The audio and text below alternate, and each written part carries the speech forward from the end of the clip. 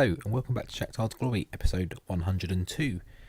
And today we've got Chelsea in the Champions League. It is going to be a double header, so it will be the away leg first, a couple of games in the middle, and then the home leg all in one episode. Just trying to combine them, see if it works maybe as an FM19 format, if 2 games, slightly longer videos, testing it out in that way, but also just to try and plough through this season a bit quicker. Because in theory, if we did manage to get to the final again, we're looking at another 1, 2, 3, 4, sort of 7 odd games plus anything that happens in the middle. So we're looking at quite a lot of episodes and not a lot of time to get through them really. So the most it'll be sort of 4 or 5, sort of 3 or 4 maybe actually episodes. So I think that's probably for the best. So last time out we had the World Club Cup, which fortunately we did win. I don't see it on the recent fixtures. We'll go to the recent fixtures just to have a refresh. It's been a good few days since I've done that and played that. So we beat LA Galaxy 7-1. Paulinho, absolutely destroyed it. And then Cruzeiro in the final 2-1. We did enough. We've had a lot of friendlies since then. We've had a few bits of news as well. The first one is we had this guy. I didn't even realise he actually was in the club. He's been on loan quite a lot. Modolisi. I can't find the news story, unfortunately. It's not letting me go back far enough. But he actually came out as gay, which I knew was something that was in the game, but I wasn't aware. I had never actually sort of seen it happen or had it happen to any of my players or anyone in my team or anything like that. So it's interesting that happened right at the end. He is transfer listed and probably will be going as soon as possible. Unrelated to that, but he's been listed for a while. Trying to get rid of him since sort of last summer, really. He's only wanted by loans. We're not really. We tried to get out as much deadwood as we possibly can. He's still there, unfortunately.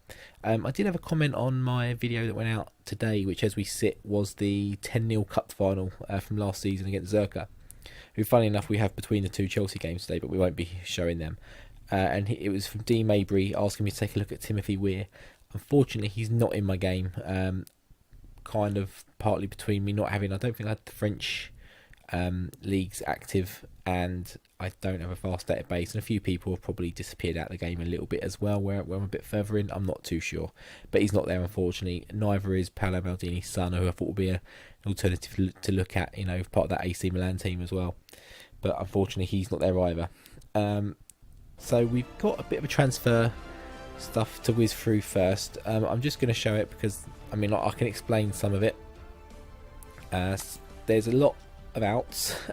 Some of them by my own control, some of them very much not. As you can see, we've got 207 million transfer budget left, and that was more. One of the deals I'm going to talk about in a minute, I took loads of the transfer money and put it in the wage budget, and unfortunately it wasn't enough. The player did still leave. So let's have a look. So Inns, who we added in, we've brought in Zavezna, who is a deal that was already in place, but we brought in for 2.4 million. Another young goalkeeper, not as good as maybe the Polish guy, but he can still be quite good. We've got him training here. He's got some good stats. He is wanted already, but in fact we haven't got him training as the sweeper key that we need him to. I haven't gone through and done this yet.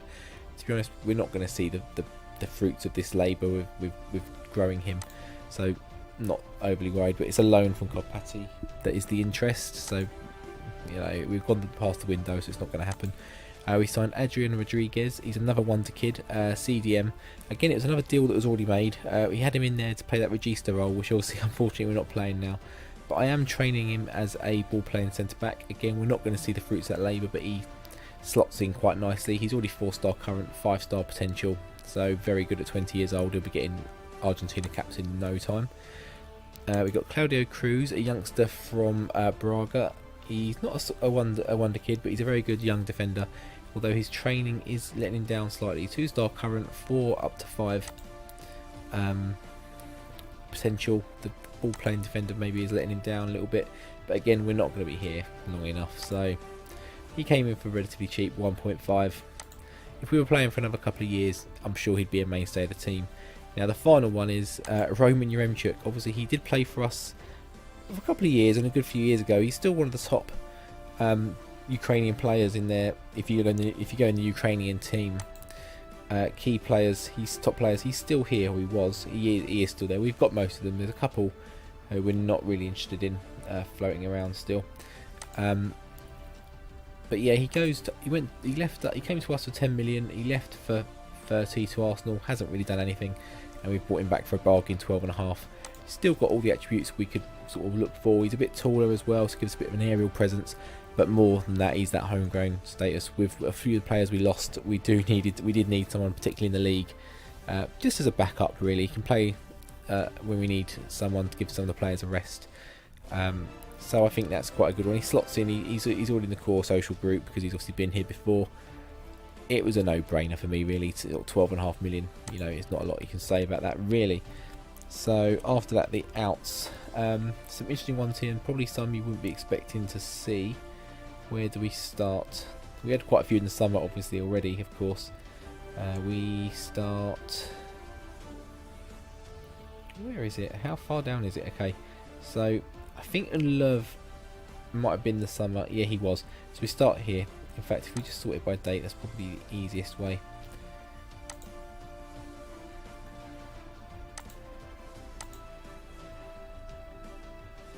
There we go. So we'll start from this reverse order, if you like. So Walter Milan goes on loan to Grêmio in Brazil. He was promoted to the first team, played a couple of games, but we've got so many centre midfielders. I thought game time was key for him, so off he goes. That's nothing to worry about. Yao, the right back, who I thought was going to be the one to make it, unfortunately never quite did. We had Lukačević, we had Yao, the Portuguese guy, I can't remember his name already, come in as well, who was younger than him and possibly better than him. Went out on loan quite a lot, played for some good clubs, but 3.5 million, we got him for free from ASEC. It's not bad profit on a player that we had sort of out on loan for a couple of years. So the scouts and the coaches weren't convinced about me selling him, but I think we've got better. He has got 20 determination, but at 21 he's probably not going to get much better than what he is and what we've got. So no brainer for us, really. The next one, Kyle Walker's gone on loan. I mean, really, they're paying his wages and a bit more. We've signed him up for another year, so we have got him next year if we want him. Not that we're going to be playing it, but we don't really need him. The tutoring didn't really work. I think we've let him go to Watford for a year. We'll get £250 a month. It's a couple of million until the end of the season. So yeah, no brainer. He's paying his way, basically. The surprise one you'll see here is Maximiliano Romero. Now, I didn't have any choice in this one. This is the one I tried to move money around for to keep him. He wouldn't sign a contract. I didn't even realise he had the 28 million pound release clause in his contract.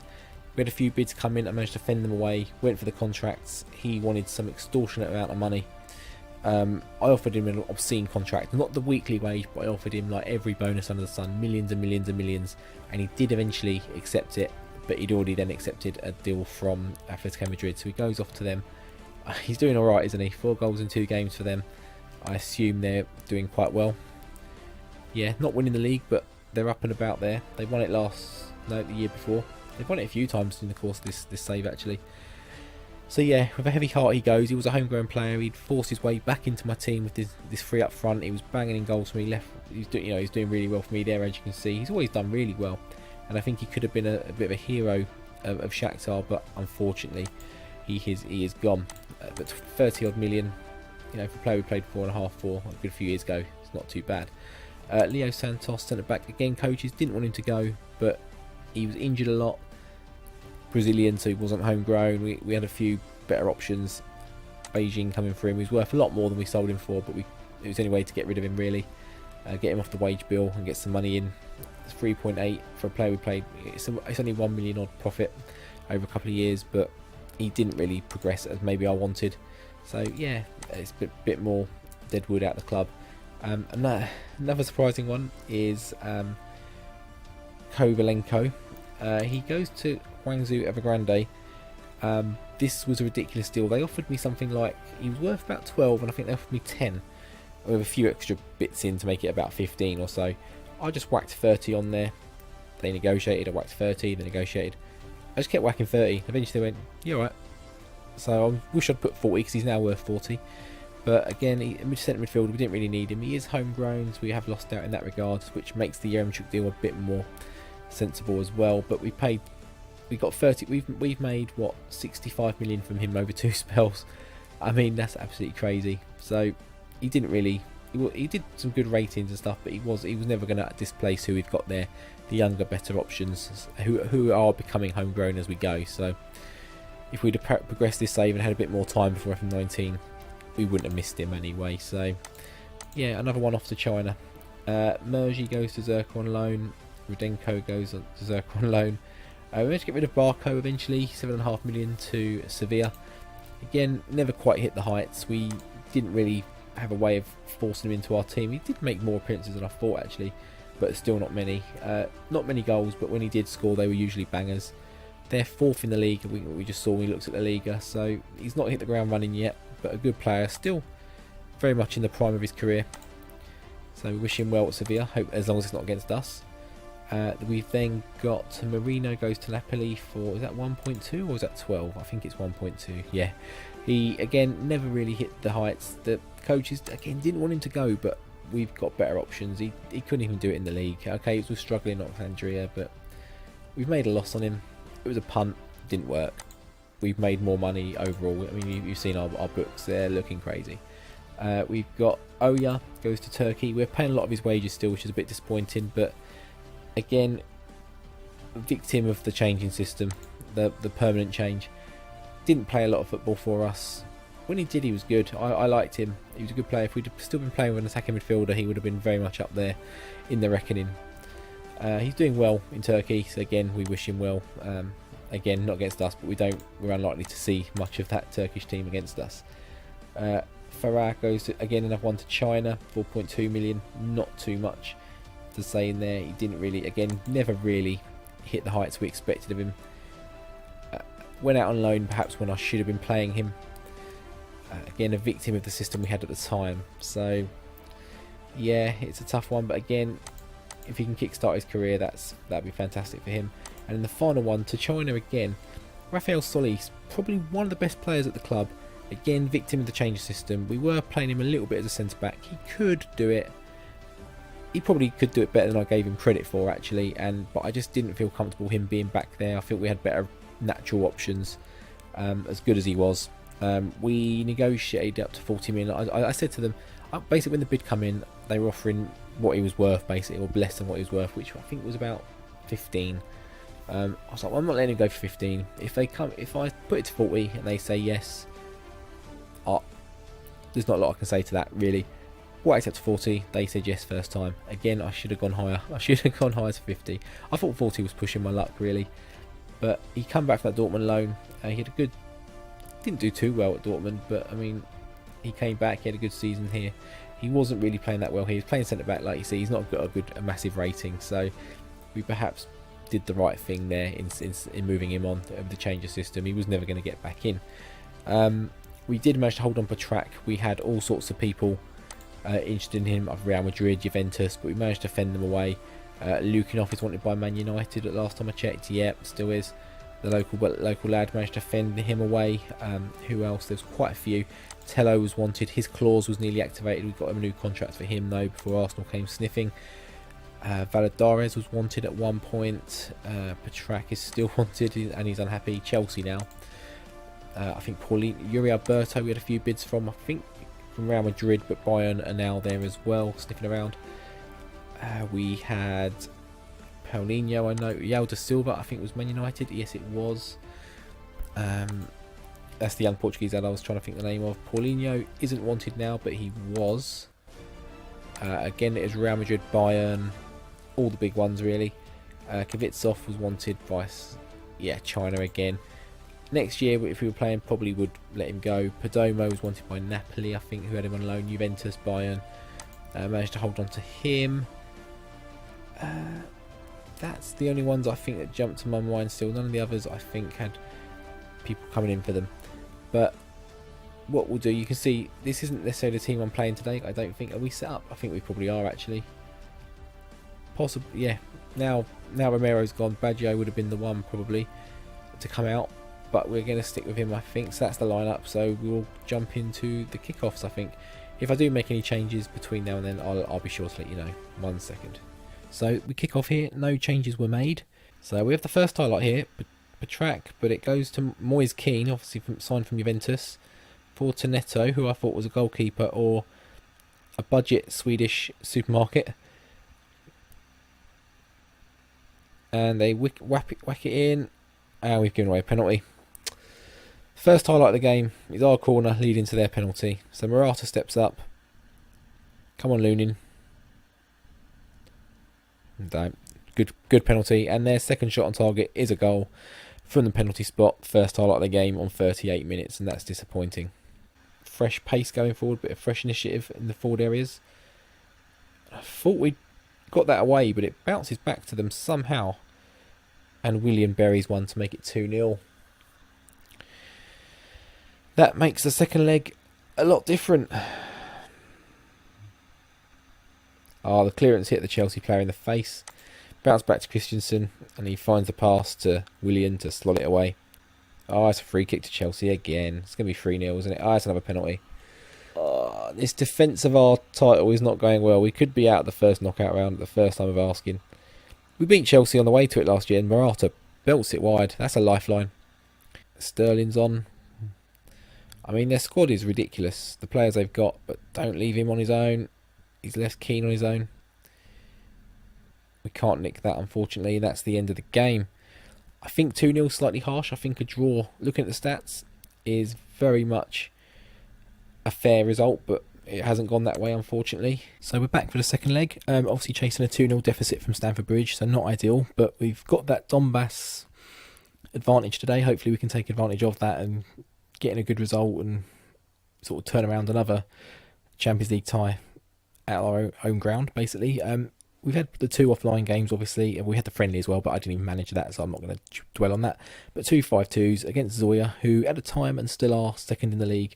Kiev have closed the gap on them. It's about 7 or 8 points now. We won't look at the table, there's no need. And Zerka 5-2. They took the lead, but we had enough about us to get back into it, and they scored a late consolation. Baggio getting 1 as an own goal, Paulinho grabbing 2, and then Mohamed as well. And then for Zerka game, it was Yakovlev, the young striker who's sort of come in this year. Yaremchuk gets a double on his return to us, his first start, his first appearance. Unfortunately, he's not registered for today because he would be quite an addition, and on that form and the way he played, I think the aerial presence, he could have done some damage, but unfortunately, it's not to be. We do have Perdomo who could offer us that instead. But we might go with the usual in this game. I'm not too sure. They did take the lead, and they did get a late consolation, like I mentioned, and they did get a late red card, which I hadn't even noticed, to be honest. It was so late. It was just, there was an own goal for us. I think the equaliser was an own goal, or 2-1 was an own goal, but it doesn't seem to have counted. So I must have looked away, and it was disallowed for something or other. I'm not too sure. But we'll jump to the lineups now. One bit of squad news that I can just jump off straight on the bat. Petrak is actually wanted by Chelsea. He handed in a transfer request. They had a few bids. They weren't bidding anywhere near, basically near his value even, let alone what I want for him.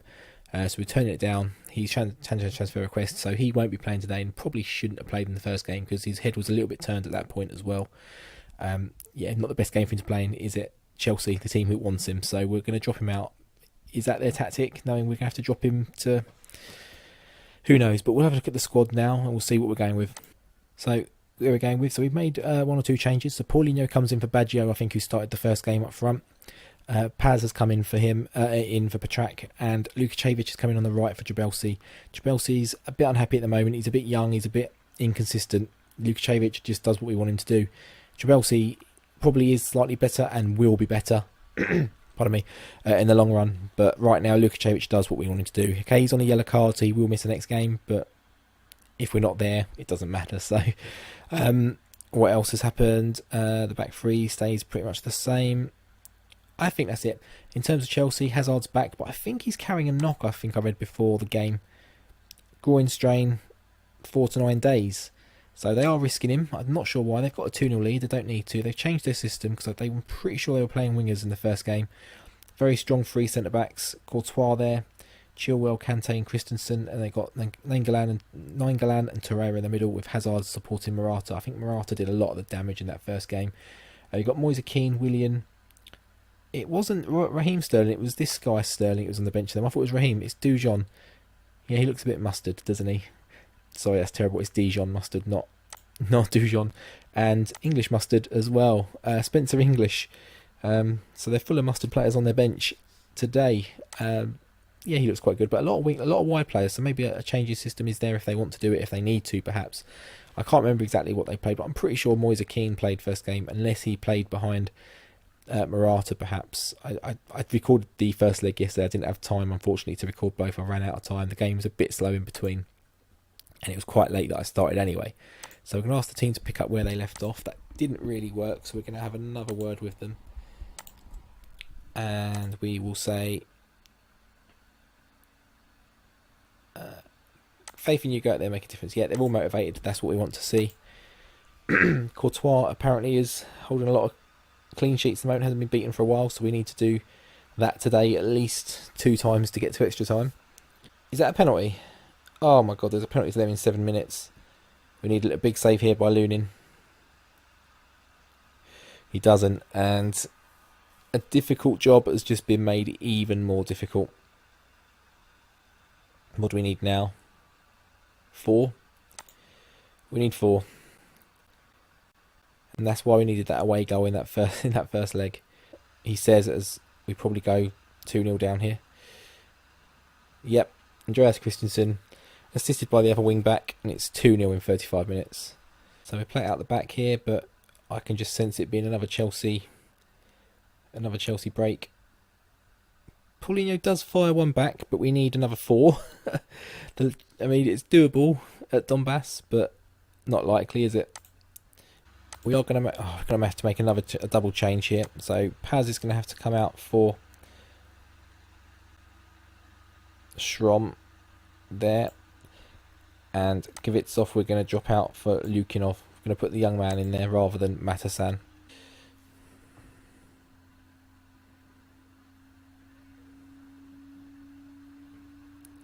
Chelsea are coming forward again. They're sort of going for this, which is a bit strange because they do have the lead.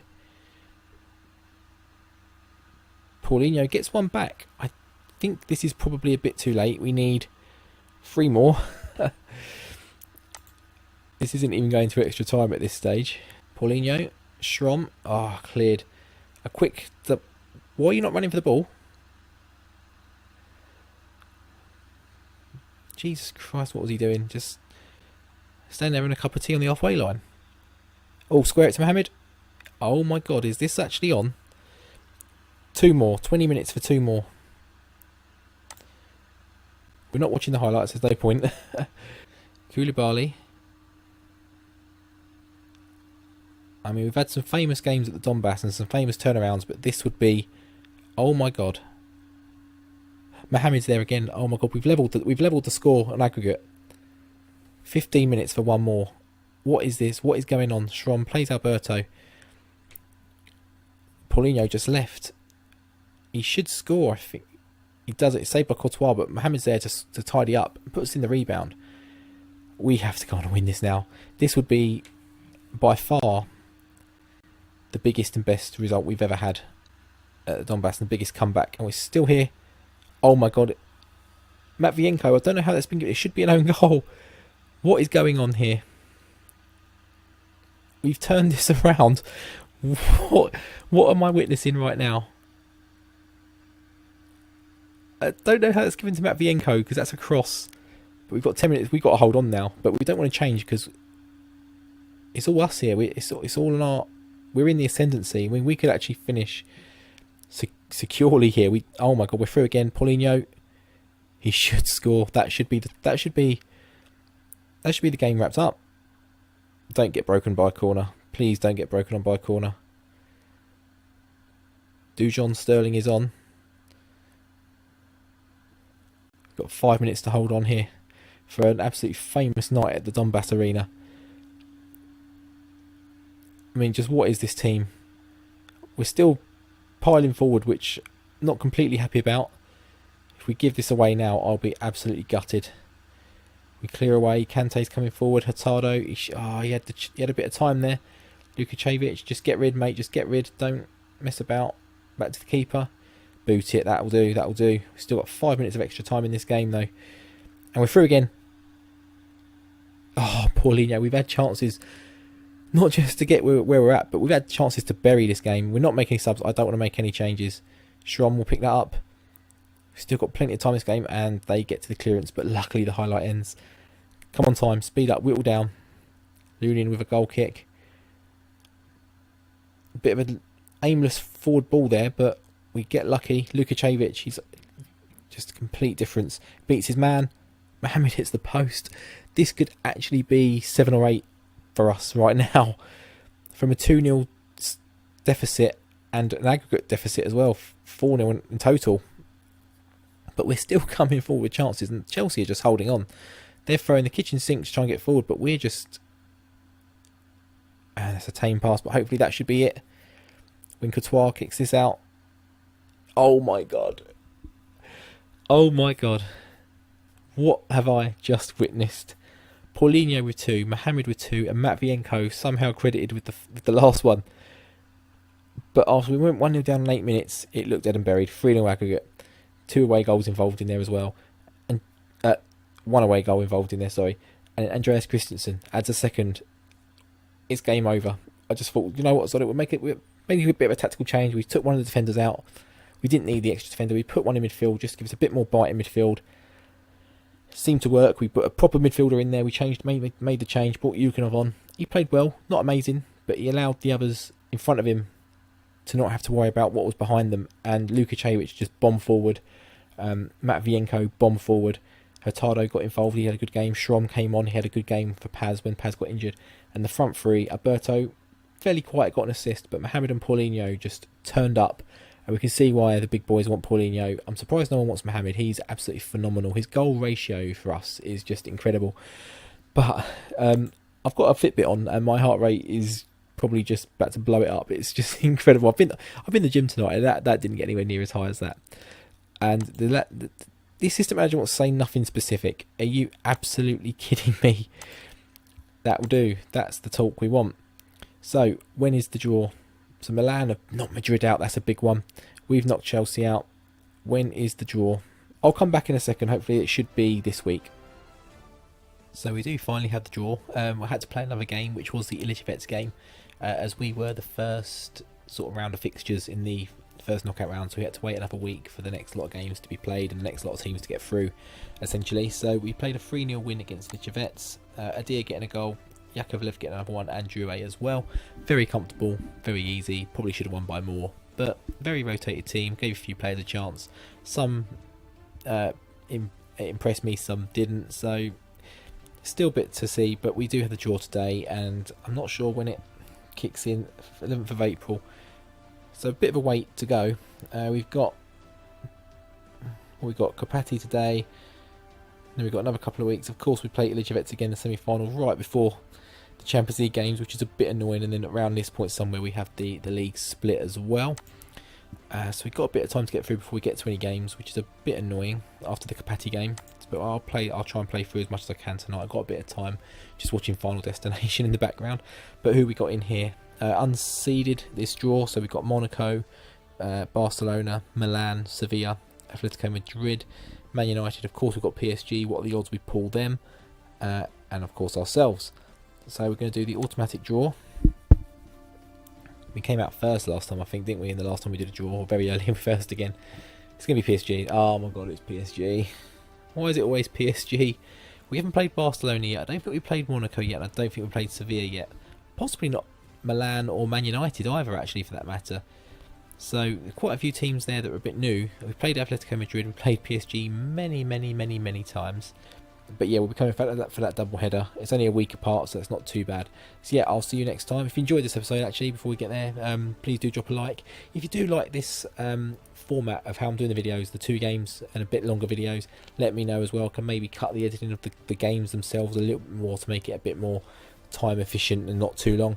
But let me know what your thoughts. You know, going into FM19, would that be a preference? And I can look at that for the next game, my next series.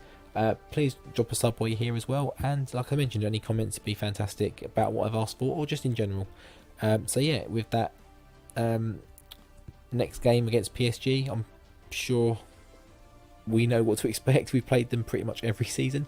I'll see you next time. Take care.